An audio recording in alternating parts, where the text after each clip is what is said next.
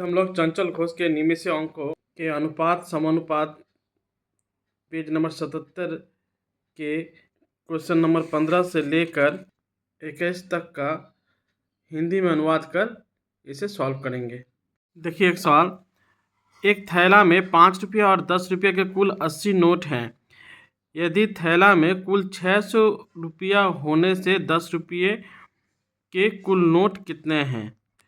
अब देखिए मान लेते हैं 10 रुपये के कुल x नोट है, तो 5 रुपये के कितने नोट होंगे, 80 माइनस x नोट होंगे।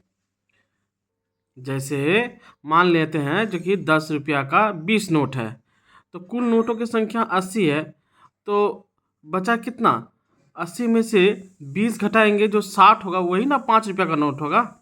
तो अगर हम 10 रुपया का x नोट अगर पकड़ते हैं तो वही 80 में से अगर माइनस x करेंगे तो वही 5 रुपया का नोट होगा।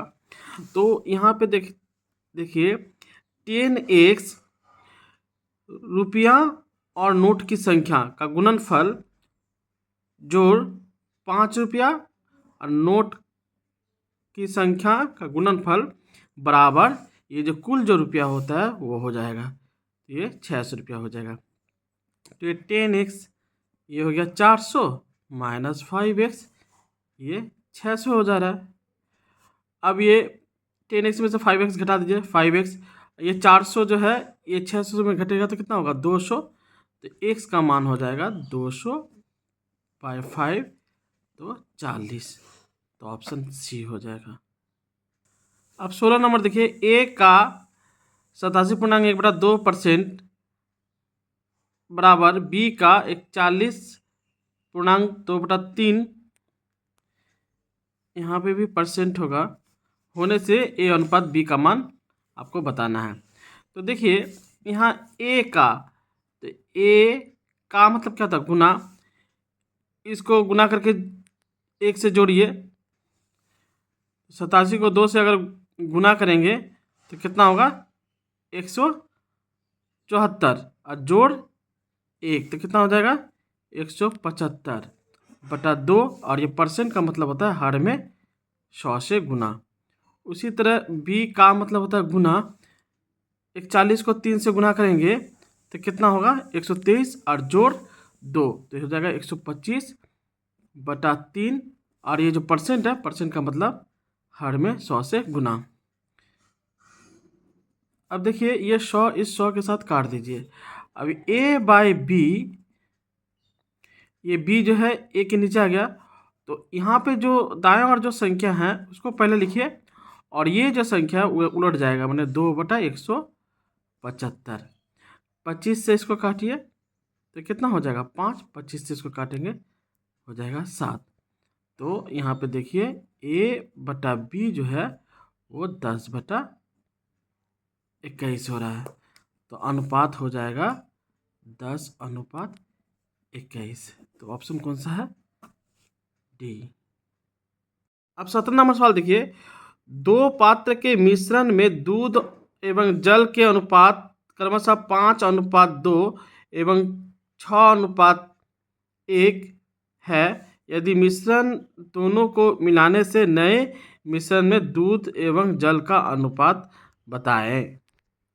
देखिए यहाँ 2 तरह के पात्र हैं, जिसमें जो है पहला जो पात्र है उसमें दूध और जल का अनुपात 5:2 है, और दूसरा जो पात्र जो है उसमें दूध और जल का अनुपात 6:1 है। तो यहाँ पे देखिए अगर ये देख रहे हैं प्रथम पात्र में अनुपातों का योगफल देखिए 7 हो रहा है, द्वितीय पात्र में भी अनुपातों को योगफल अगर 7 हो तो इसको आप डायरेक्ट इस तरह से कर दीजिए, जो यहाँ दूध अनुपात जो जल होगा वो, ये दूध जो है ये इसका प्रथम पद जो है ये दूध है, इसका भी प्रथम पद ये दूध है, तो 5 जोड़ 6 अनुपात ये हो जाएगा 2 जोड़ 1, तो ये 11 अनुपात जो ये 3 होगा, यही इसका आंसर हो जाएगा।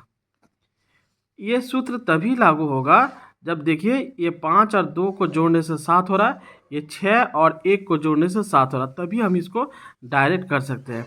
अगर इस दोनों का जोड़ और इस दोनों का जोड़ अलग अलग हुआ तब वहाँ पे ये सिस्टम नहीं कर सकते हैं हम लोग। देखिए गोलक के वक्रतल, जिसे पार्श्वतल भी कहा जाता है, संपूर्ण अंश में काला और सफ़ेद रंग का आयतन का अनुपात है 2:3 है, एवं अर्धगोलक में काला एवं सफ़ेद रंग का अनुपात है 1:4 है। और तो बाकी जो है अर्धगोलक में काला और सफ़ेद का अनुपात आपको बताना पड़ेगा। तो यहाँ पे भी देखिए ये जो संपूर्ण गोलक के पार्श्वतल में काला और सफ़ेद रंग का जो आयतन है वो 2:3 है, तो इस दोनों को जोड़िए तो कितना हुआ 5। अर्धगोलक में भी देखिए ये काला और सफ़ेद का जो है 1:4 है, इस दोनों को भी जोड़िए तो कितना हो गया 5 हो रहा है। तो बाकी जो बचा तो बाकी जब भी रहेगा तो इसका मतलब क्या घटा होगा। अब देखिए यहाँ पे देखिए क्योंकि इस दोनों का योगफल 5 है, इस दोनों का योगफल 5 है, तो हम इसको डायरेक्ट हम इसको घटा सकते हैं, जैसे 2 - 1 और ये 3 - 4।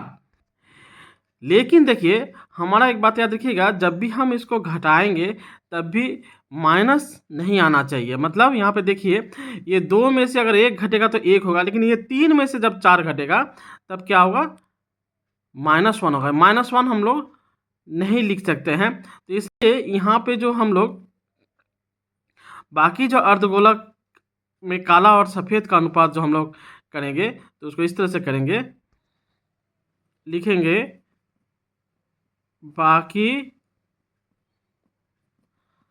अर्धगोलक में काला और सफ़ेद का अनुपात। तो यहाँ पे क्या करेंगे, ये जो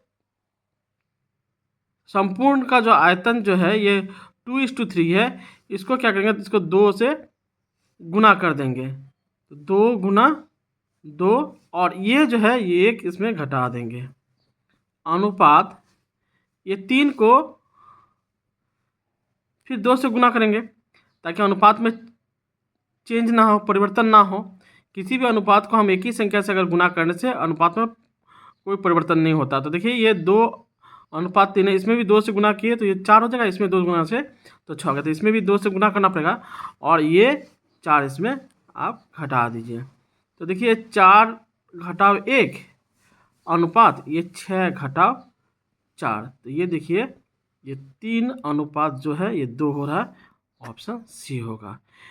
ये तभी हम इसको इस तरह से किए जब देख रहे हैं ये 2 और 3 का योगफल 5 हो रहा है और 1 और 4 का योगफल 5 हो रहा है, तभी इस तरह से हम लोग कर सकते हैं, अन्यथा नहीं कर सकते हैं।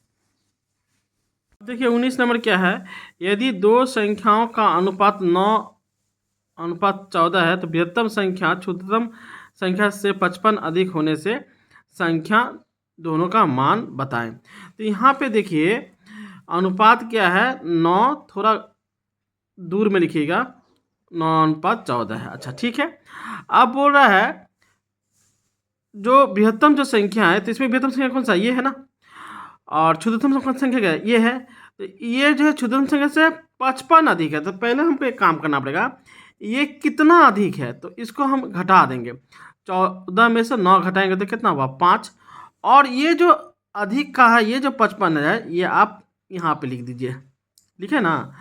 तो अब यहाँ पे आपको देखना पड़ेगा ये कितना गुना है, 5 का कितना गुना है। तो अगर 5 का कितना गुना है तो सीधे 55 को 5 से भाग कर देंगे तो कितना होगा ये 11 गुना है ना।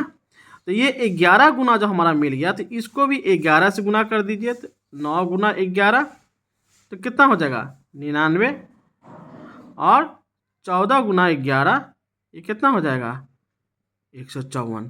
तो दो संख्या क्या हो जाएगा, एक 99 हो जाएगा, एक 154 हो जाएगा। तो ऑप्शन कौन सा है, ए है।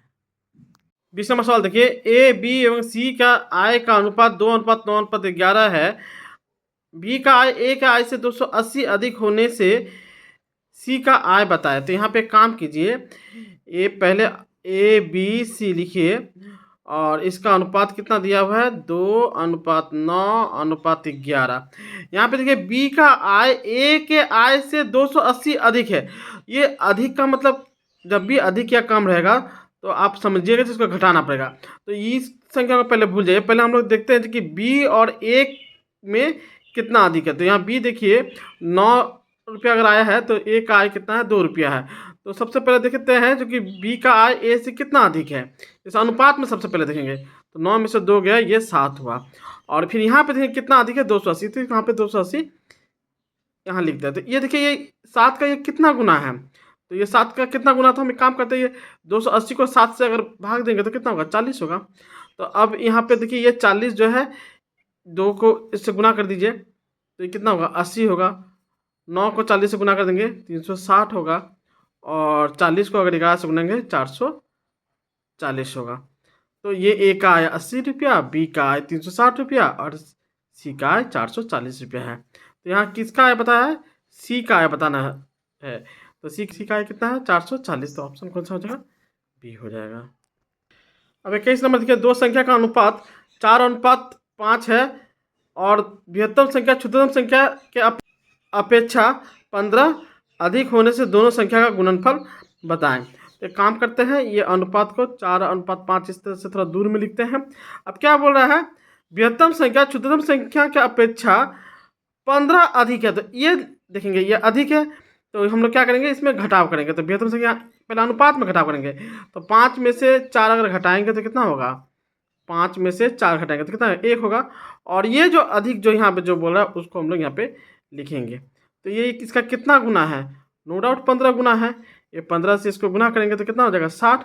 15 को इस 5 से गुना करेंगे तो कितना होगा, 75। और इस दोनों का देखिए, दोनों संख्या का गुणनफल बताना है। तो ये दोनों को गुना कर दीजिए तो ये हो जाएगा 4500। आंसर हो जाएगा सी।